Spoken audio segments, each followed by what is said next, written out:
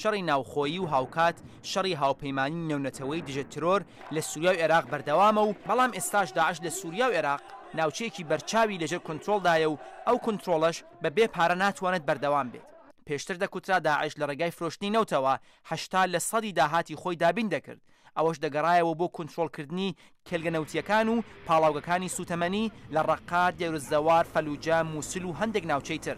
وەک سەرچاوە ئەمریکایەکان نیشانی دەدەن داعش لەو ماوەیەدا ساڵانە نزیک بە 1 ملیار دلار پارەی لە ڕێگای فرۆشتنی نەوتەوە، 500 میلیۆن دلار بە فرۆشتنی گازی سروشتی و 300 میلیۆن دلاری لە بەرهەمهێنانی فۆسفۆر وەدەستهێناوە.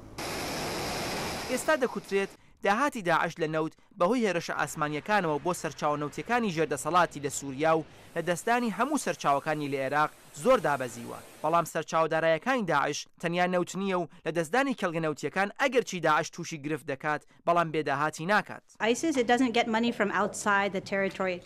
گرنگی سەرچاوە ئابوووریەکانی داعش ئەوەیە کە بەتەواوی بە سەرچاوە دەرەکیەکانیانەوە نەبەستراوەتەوە و زۆربەی داهاتەکانی لە ناوچەی ژێردەسەڵاتەکانی خۆی دەست دەکەوێت.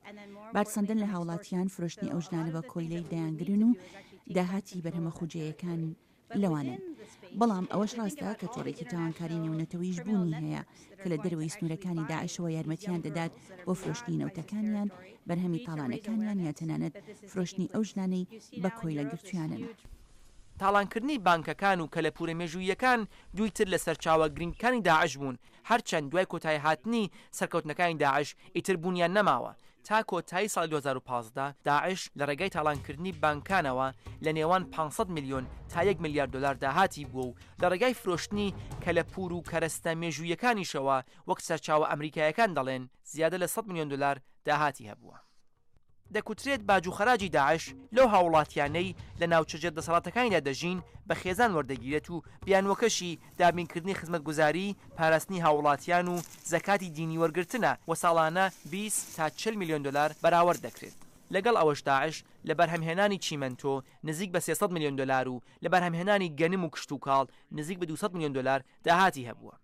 دوو سەرچاوی ئابووری پشتڕاستکراوی تری داعش یەک وەرگرتنی پارە بۆ ئازادکردنی ئەو هاوڵاتیە خۆجێیە یان بیانیانەیە کە بارەمتەی گرتوون و وەک وەزارەتی خەزیێنەی ئەمریکا ڕای دەگەیەنێت لەو ڕێگایەوە داعش زیادە لە 20 میلیۆن دلاری وەچەند کەوتووە. دووهەمیش یارمەتیگردن لەو دەوڵەمەندانەیە کە لە وڵاتانی ترەوە یارمەتی داعش دەدەن و وەک گۆڤاری نیوزویک راپۆرتی دەکات تا کۆتایی ساڵ 2015 لەم ڕێگایەوە داعش نزیک بە 40 میلیۆن دلار پارەی وەرگردووە. بەڵام جێبەجێکردن و هەناردەکردنی پارە بۆ داعش چوەک یارمەتی، چوەک باج و یان پارەی بەرامبەری کڕینی شتێک لە داعش پێویستی بە بەکارهێنانی بانک هەیە و ئەمە دەبێت ڕێگای لێ بگیرێت.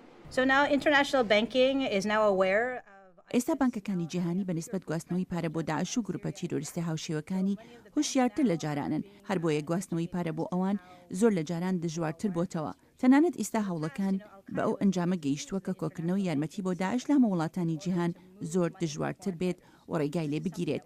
هەروەها هەوڵ دەدرێت ڕێگا لەوەش بگیرێت کە پارەی ئینتەرنێتی بکۆین بۆ ناردنی پارە بۆ داعش بەکاربهێنرێت.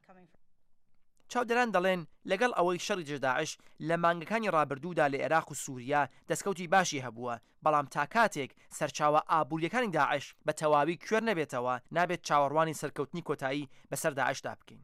شاهد عەلەوی، دەنگی ئەمریکا.